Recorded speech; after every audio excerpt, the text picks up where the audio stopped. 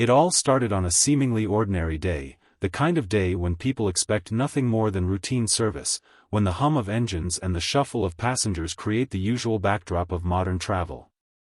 Yet, in that ordinary setting, arrogance was waiting, disguised in crisp uniforms and polite smiles that hid judgment and prejudice. The airline staff, trained to enforce rules and maintain appearances, carried an air of authority that felt absolute to anyone watching. They believed themselves to be the gatekeepers of privilege, the arbiters of who belonged in the plush, cushioned seats of first class and who was meant to remain tucked away in the less conspicuous sections of the plane. But arrogance has a way of blinding even the most seasoned, and in this case, it blinded them to a truth they could not see: the passenger they were about to underestimate was not ordinary, and he was far from powerless. He entered the first-class cabin with the quiet confidence of someone who had spent a lifetime understanding both people and power. His presence was calm, composed, yet unmistakably commanding. There was no need for flamboyance or bravado, the aura he carried spoke for itself. It was an aura shaped not by wealth alone, but by experience, intellect, and an unshakable understanding of how the world often misjudges people at first glance. The airline staff, however, only saw what they expected to see. They saw the color of his skin and immediately began to calculate how they would fit him into their version of order, the version where comfort and privilege were reserved for those they deemed worthy. The moment was subtle, almost invisible to the casual observer. A stewardess approached, her smile thin, her words polished, but her intentions clear. There was a distinction made, an invisible line drawn in the air that separated him from the others, an unspoken assumption that he did not belong. The words that followed carried the weight of bias disguised as policy. They were polite enough to seem reasonable, assertive enough to enforce compliance, yet beneath them lay a dismissive arrogance that underestimated the man standing before them. In their eyes, he was just another passenger who could be moved, managed, and controlled without consequence.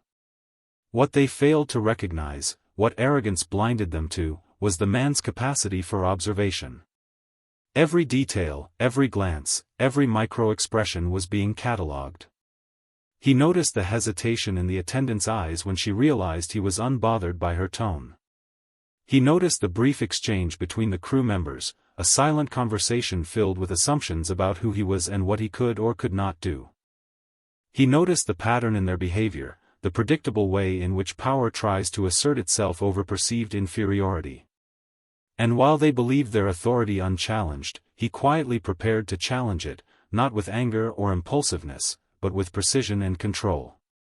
In the moments that followed, the arrogance of the airline staff manifested in small, calculated ways. Instructions were repeated unnecessarily, courtesy was half-hearted, and subtle barriers were erected to signal his supposed place. Every gesture, every word was meant to remind him of their perceived superiority. Yet, with each act of condescension, he grew more aware of the opportunity before him. Arrogance, he knew, often precedes downfall. People who believe themselves untouchable rarely anticipate the ripple effects of their underestimation. The situation, though tense, was not yet public. It was a private performance, a microcosm of larger societal dynamics, where power, prejudice, and perception intersect. He remained calm, poised, allowing the crew to feel the illusion of control while he quietly assessed the environment.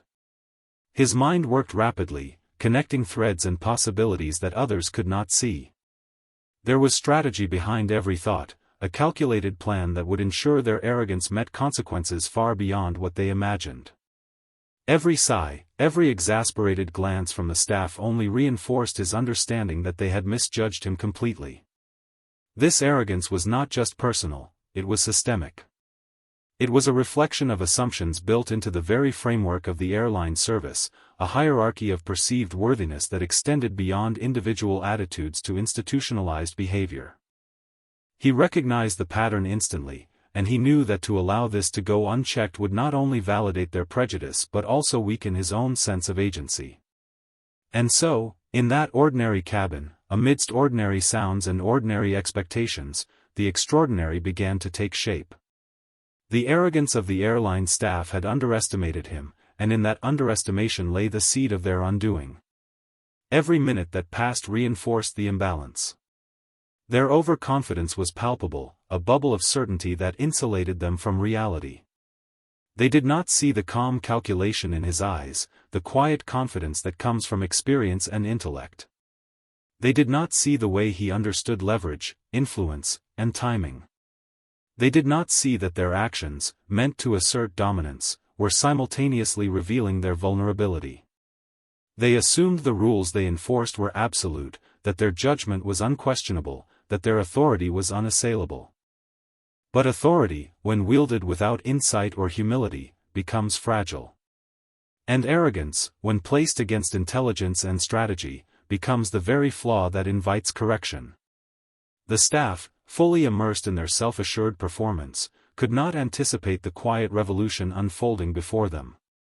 They could not foresee that the man they underestimated possessed not just the resources to respond, but the foresight to orchestrate a response that would leave a lasting impression, one that would challenge assumptions, redefine perceptions, and deliver a lesson that would resonate far beyond the confines of the first-class cabin. The moment of public humiliation was swift, sharp, and unmistakable. It didn't arrive with a dramatic announcement or an exaggerated confrontation. No, it arrived quietly, like a shadow creeping across the cabin, unnoticed by most but keenly felt by the one it targeted.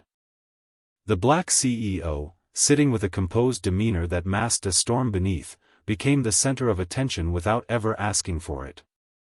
The airline staff, confident in their authority, assumed that their actions would go unchallenged, that the discomfort they engineered would be brief, forgettable, and absorbed without consequence. They could not have been more wrong. Humiliation, when inflicted upon someone with the intellect, patience, and awareness to understand its implications, transforms from a mere insult into a catalyst, a spark that ignites strategy, determination, and an unyielding drive to restore balance. In the first moments, the humiliation felt like a sting, but he did not react impulsively.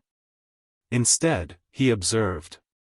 Every word spoken over the intercom, every subtle glance from fellow passengers, every whispered conversation among the crew was recorded in his mind. The laughter, the disbelief, the murmurs that followed his displacement, these were not just noises to be ignored, they were clues, pieces of a puzzle that would guide his next moves. Public humiliation has a unique power, it exposes weaknesses, it reveals true intentions, and, when endured by someone capable of strategic thinking, it becomes the foundation for an even greater display of control. He understood this implicitly.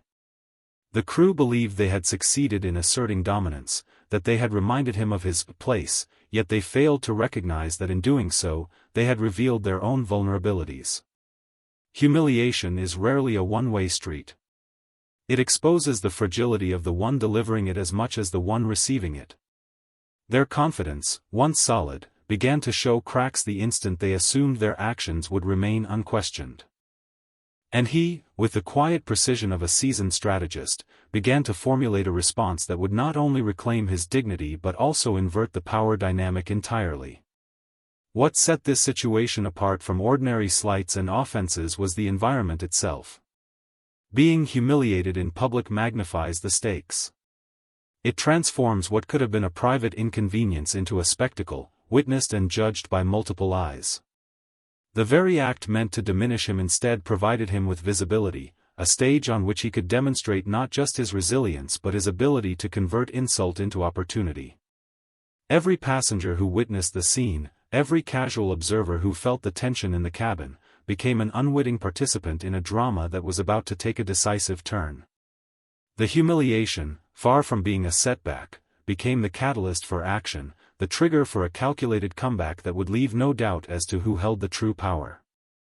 He understood that revenge is not about impulsive reactions. It is about timing, precision, and the ability to transform a moment of vulnerability into a position of strength. The sting of humiliation, rather than being endured passively, became a lens through which he could assess the entire situation.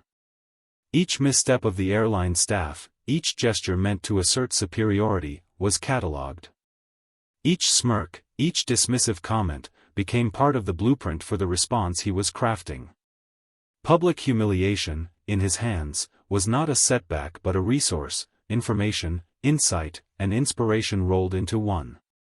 What many fail to grasp is that a calculated comeback requires more than patience, it requires vision.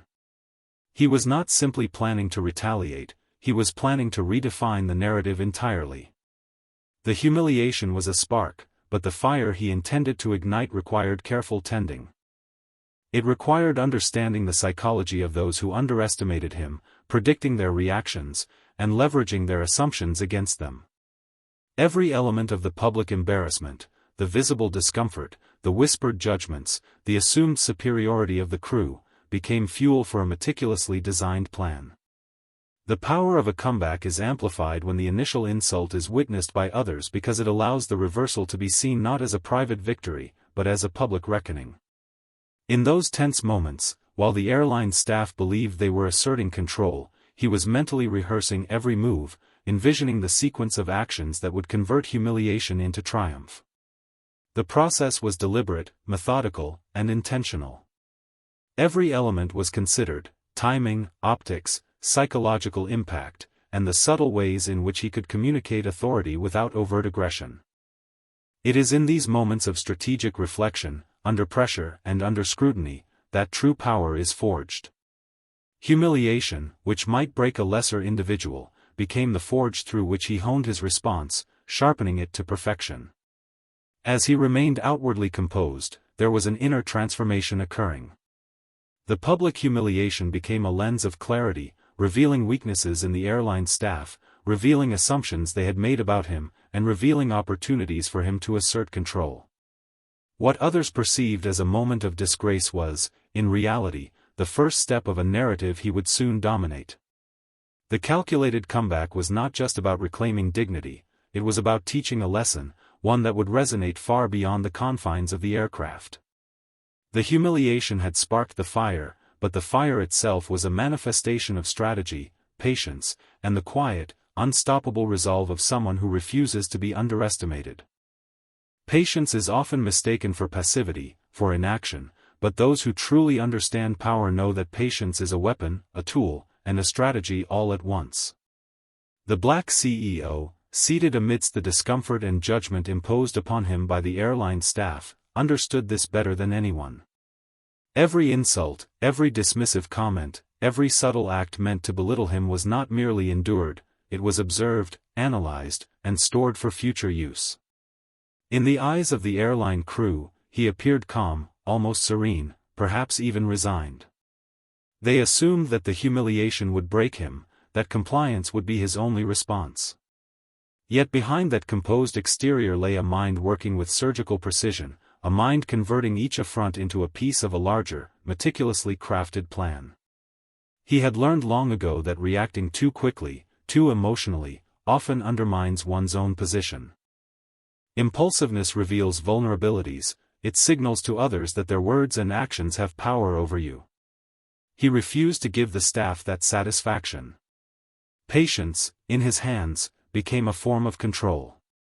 By remaining outwardly calm, by not showing the slightest crack in his composure, he forced the airline staff to overextend themselves, to assume dominance where none truly existed. They were acting aggressively, but their aggression was a response to an illusion. They believed they had provoked a reaction, yet the CEO's patience meant that every move they made only tightened the noose around their own arrogance. Insults, when approached without strategy, can wound, embarrass, and even provoke rash decisions. But when approached with patience, they become information, insight, and leverage.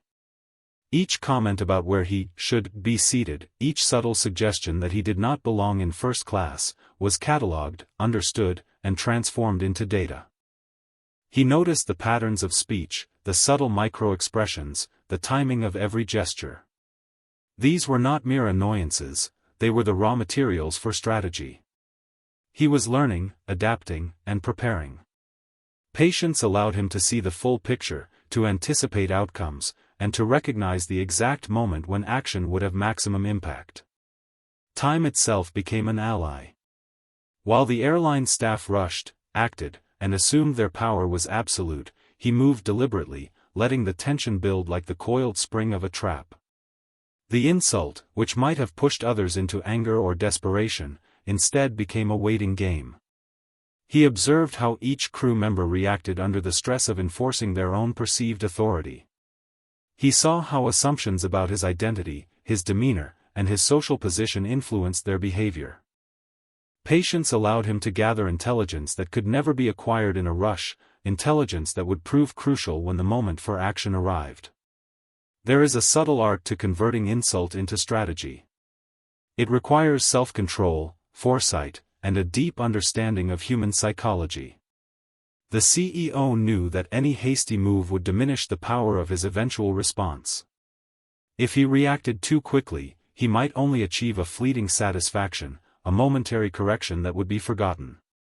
But by exercising patience, by maintaining calm and calculating every next step, he could ensure that the outcome was not just corrective but transformative. The insult became the starting point of a larger narrative, a narrative in which he would reclaim dignity, assert authority, and leave a permanent mark on those who had sought to demean him. Throughout the ordeal, he also understood the importance of perception. To the casual observer, his calm might have seemed like acceptance, like passivity, but this was a deliberate misdirection. Patience has a dual power: it conceals intent while simultaneously shaping outcomes. He allowed the airline staff to believe they were in control, while in reality, every slight, every snub, every miscalculated gesture they made was feeding the architecture of his strategy. They were building their own undoing without realizing it, and their arrogance blinded them to the patience that would ultimately dictate the terms of the encounter. He drew strength from the very nature of the insult itself. Insults are often meant to provoke, to destabilize, and to assert dominance. But in the hands of someone who understands timing and leverage, they can be reversed. Patience allowed him to step back, to view the situation with clarity and detachment. Each insult became a chess piece, each slight a potential advantage, each moment of humiliation a lesson in human behavior. The insult was no longer a wound, it was a guide, directing him toward the optimal course of action that would maximize both impact and satisfaction. Moreover, patience cultivates anticipation. While the staff acted, the CEO predicted. While they assumed authority, he analyzed. While they sought to humiliate, he prepared. This combination of observation and restraint allowed him to identify the exact moment when the balance of power could be shifted decisively. Strategy, after all, is not just about action, it is about timing, and patience is the master key to perfect timing. The subtle power of patience lies in its invisibility. No one notices it until the moment of execution, when the carefully cultivated advantage becomes undeniable. The CEO understood that the world often confuses calmness with weakness, and arrogance with strength. He chose to exploit this misunderstanding, using patience not as a shield but as a weapon. The insults he endured, the humiliation he absorbed, were all transformed into tools of strategy, each one contributing to a meticulous plan that would soon render the airline staff's assumptions meaningless.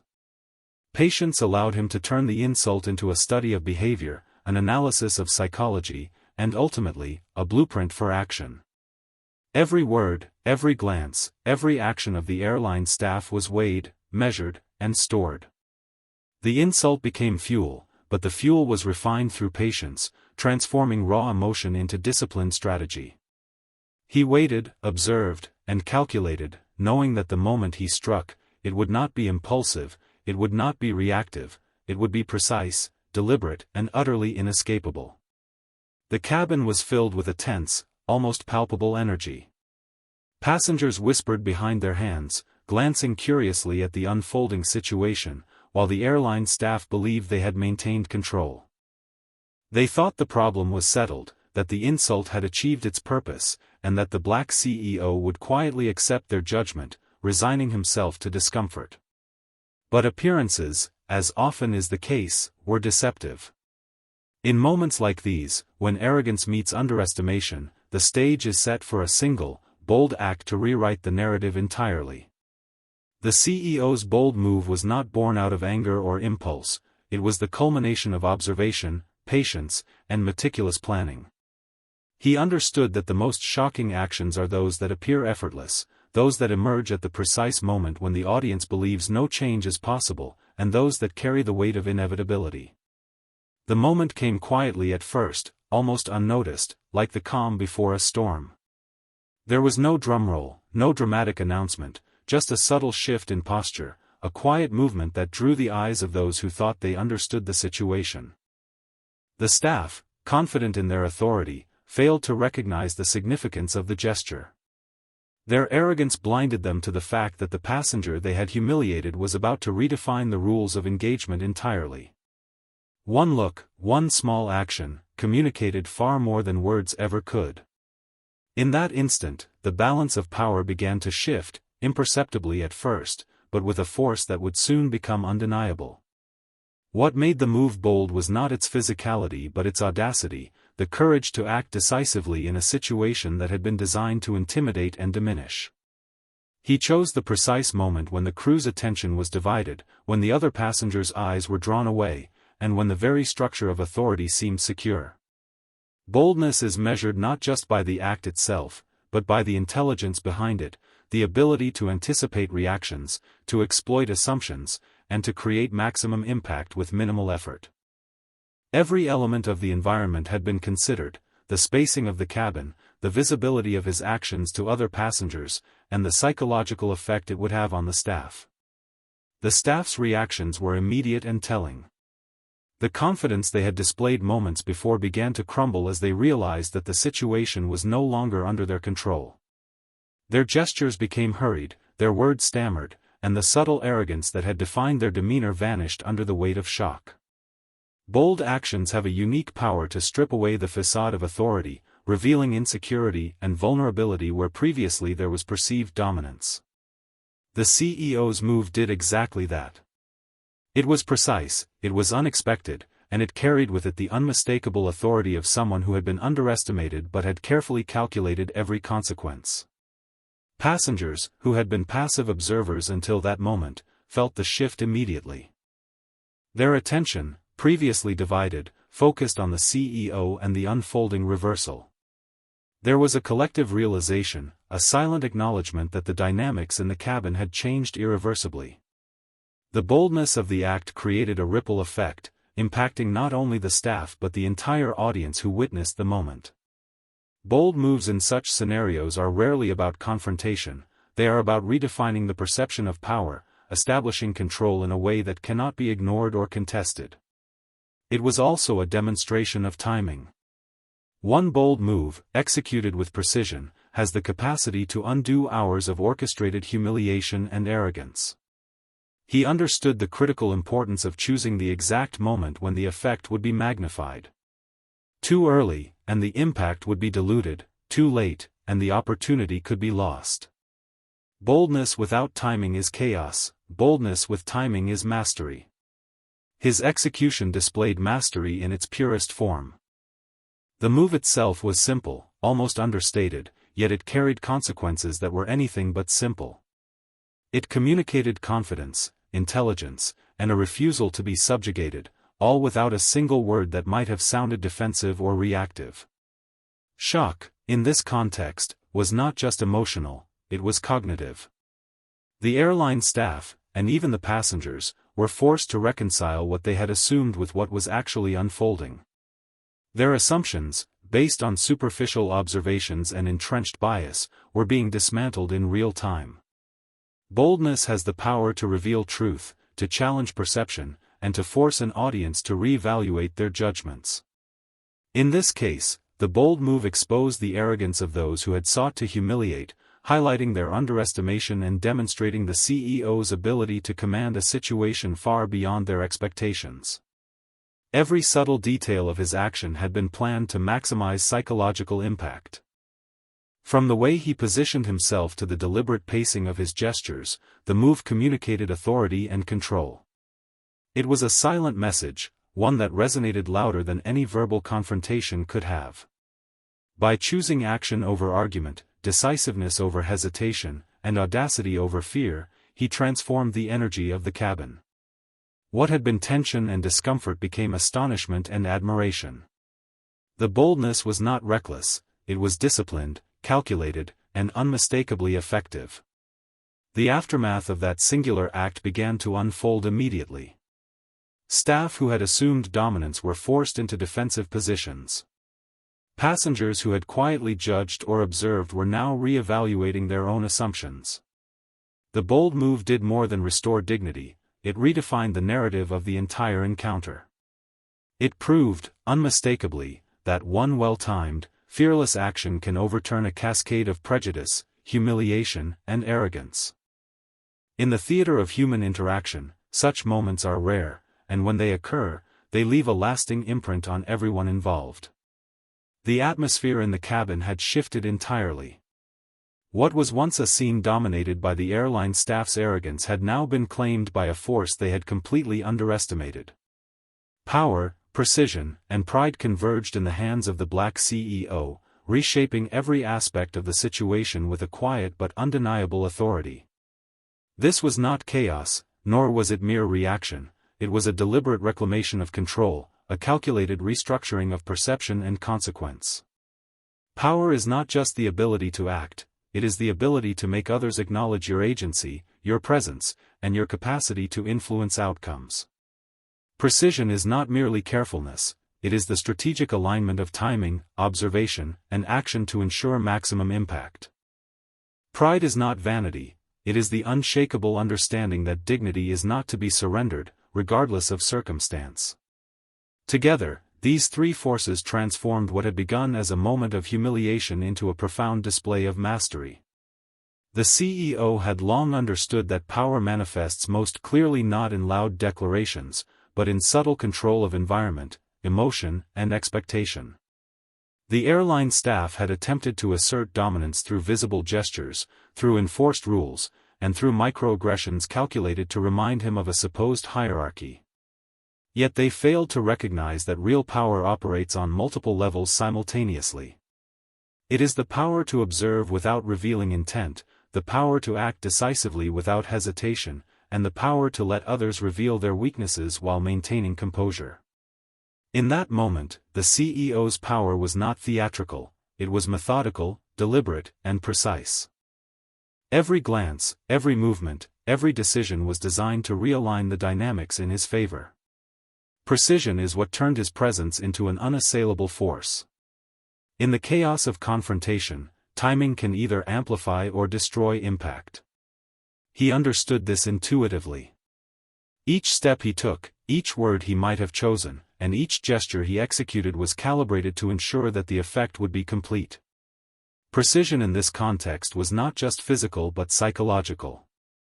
He anticipated the reactions of the staff, predicted the discomfort and astonishment of fellow passengers, and aligned his actions so that the culmination of the encounter would leave no room for misinterpretation. Precision ensures that power is respected and pride is preserved, and the CEO's every move reflected a mastery of these principles. Pride, often misunderstood as mere ego, was another essential element in reshaping the situation. Pride provided the fuel to withstand the humiliation, the patience to wait for the perfect moment, and the confidence to execute flawlessly. It was a quiet, unyielding force that underpinned every decision and informed every action. Pride is the internal compass that ensures one does not surrender dignity to circumstance, that one does not react impulsively to insult, and that one transforms challenges into opportunities for demonstration of strength. In this instance, the CEO's pride was the anchor that allowed him to channel his energy strategically rather than emotionally. The combination of power, precision, and pride created an almost magnetic effect.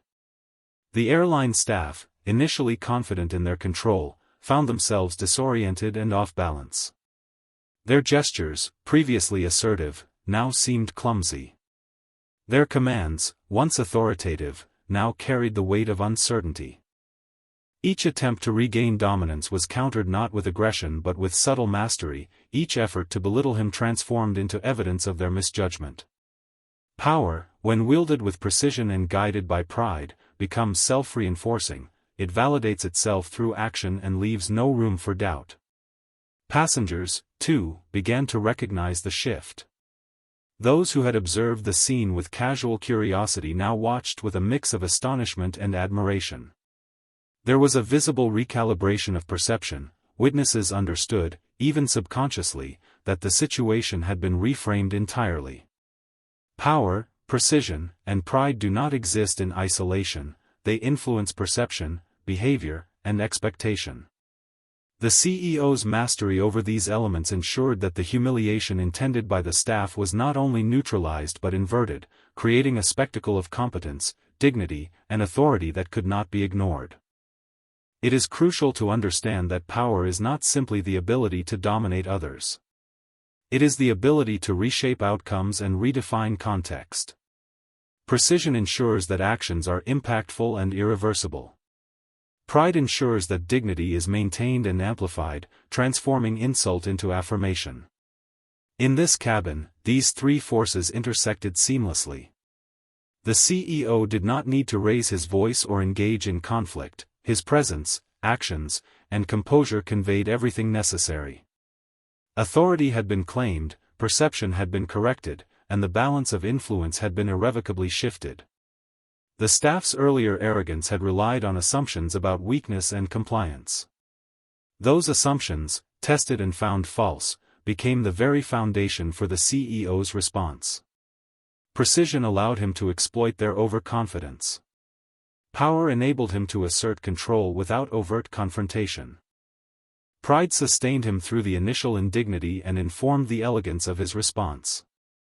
Together, these qualities created a narrative that the staff could neither challenge nor ignore. The very behavior intended to intimidate him now illustrated their miscalculation, and the CEO's mastery over the situation left an indelible impression on everyone present. This transformation was subtle yet absolute. The cabin, once a stage for humiliation, had become a stage for authority. Power, precision, and pride were the instruments through which the CEO reshaped not only the immediate encounter but the perception of everyone involved. Each observer, whether staff or passenger, experienced the psychological recalibration inherent in witnessing competence meet adversity with calculated resolve. What had begun as a minor affront had been transformed into a demonstration of strategic mastery, a reminder that underestimation carries consequences, and that dignity combined with calculated action can overturn even the most entrenched arrogance. The most powerful moments often carry the simplest yet most profound lessons, and in this case, the lesson was unmistakable: never judge who belongs based on appearances. The airline staff, with their uniforms, badges, and carefully maintained composure, had relied entirely on superficial markers, skin color, demeanor, and societal assumptions, to determine who should occupy which space. They had constructed an entire hierarchy in their minds, assigning privilege and comfort not by merit or presence but by their own biases. They assumed that the passenger before them would conform to their expectations, that he would accept their judgment without question. What they failed to realize was that appearances are often deceiving, that authority, intellect, and capability are not visible at first glance, and that those underestimated can wield influence in ways far beyond what anyone anticipates. The CEO, composed and seemingly placid throughout the ordeal, embodied exactly this contradiction. His outward calm, the poise with which he sat, and the subtle confidence in his eyes concealed the extraordinary awareness and strategic planning unfolding within his mind. For the staff, he may have appeared to be just another passenger, someone they could easily dismiss or manipulate, but appearances, as he knew well, are a poor measure of character and capability.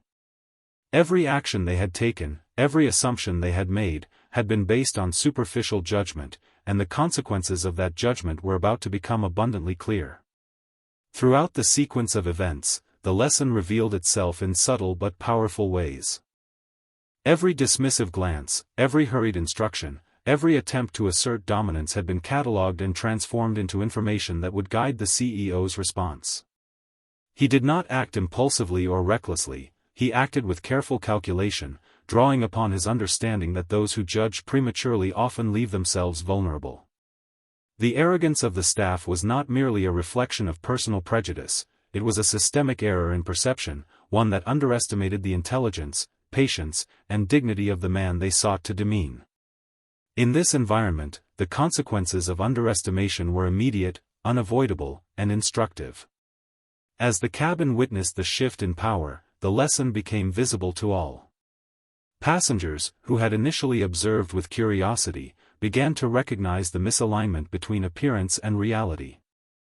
The staff's authority, previously assumed to be absolute, was revealed to be fragile, dependent entirely on the belief that their assumptions were correct. The CEO's composure and decisive action challenged those assumptions in real time. The transformation was not just tactical but also symbolic. It demonstrated that the markers of worth and authority are not always obvious and that to judge based solely on what is seen is to court error and embarrassment. This lesson extends beyond the immediate scenario. It speaks to the broader dynamics of society, where judgments based on appearances, skin color, clothing, status symbols, can lead to profound miscalculations. The CEO's experience was a microcosm of these dynamics, highlighting how prejudice and superficial assessment often mask deeper truths about ability, intelligence, and integrity. The staff's failure to recognize his presence as a force of influence was a reminder that those who rely on appearances to dictate privilege are often blindsided by those they underestimate. The power of this lesson lies in its universality. It does not depend on the particulars of the flight, the airline, or even the individuals involved. It depends on the principle that human worth and capability cannot be measured by external markers alone. In the cabin, this principle was made tangible.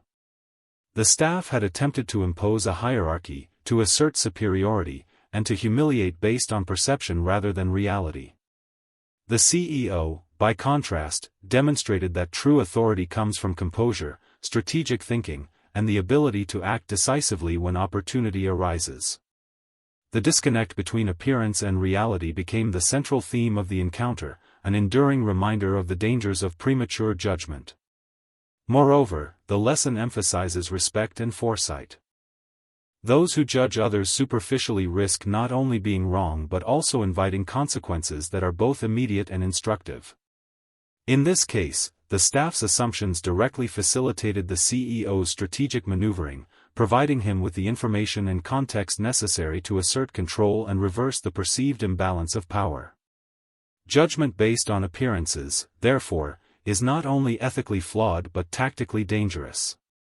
The situation illustrates vividly that underestimation, born from visual cues alone, can be a critical misstep with far-reaching implications. The psychological impact of the CEO's response reinforced the lesson further. Shock, astonishment, and a subtle recalibration of perception rippled through the cabin. What the staff had assumed to be predictable compliance became unpredictability, a demonstration that competence and authority are not always visible. The lesson was not delivered through confrontation alone but through observation and action. Appearances had been challenged, assumptions corrected, and understanding reshaped. Those who judged superficially were now forced to confront the consequences of their bias, while those who observed gained insight into the deeper dynamics at play. In essence, the lesson crystallized: dignity, capability, and intelligence are not dictated by how someone looks, how they are dressed, or how society expects them to behave. They are revealed through composure under pressure, decisiveness in action, and mastery of circumstance. The CEO's experience made this undeniable. Those who relied on appearances as their guide were humbled, while those who witnessed the event learned, often unconsciously, that underestimation carries risk, arrogance invites correction, and respect for human capability cannot be superficial. This was a moment of revelation, one that extended beyond the confines of the flight. The lesson that appearances can deceive, that authority can be underestimated, and that true belonging is demonstrated through action rather than image, resonated far beyond the immediate environment. The CEO's handling of the situation transformed a moment of intended humiliation into an enduring principle, a lesson etched into the memories of all who witnessed it and into the broader understanding of how power, dignity, and perception interact.